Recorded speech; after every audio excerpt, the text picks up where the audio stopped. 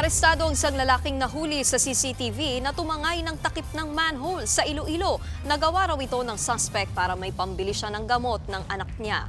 Narito ang express report ni Faith Del Mundo. Sa kuha ng CCTV, makikita ang tricycle sa tabing kalsada sa may Delgado Street sa Iloilo City. Bumaba ang driver, inayos niya ang trapal ng tricycle at tila nagmamasid-masid. Maya-maya, sinubukan niya nang iangat ang takip ng imburnal. Matapos matanggal, agad niya itong isinakay sa tricycle saka umandar palayo. Nagkasa naman ng follow-up operation ng mga pulis. At agad na nahuli ang salarin na si alias Totoy, residente rin ng lugar. Itinuro naman ng suspect ang junk shop kung saan ibinenta ang takip ng manhole. According sa kanya, may sakit ba yung anak niya pambili ng gamot?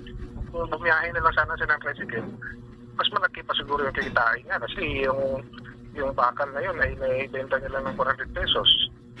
Nabawi naman ang takip na bakal at naibalik na sa dating kinalalagyan nito. Maharap sa reklamong theft ang suspect.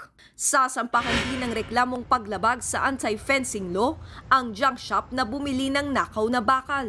Nagbabalita mula sa Frontline, Faith Del Mundo, News 5. Mga kapatid, Nikki de Guzman po. Para sa pasada ng mga rumaratsyadang balita, mag-follow at mag-subscribe na sa social media pages ng News 5.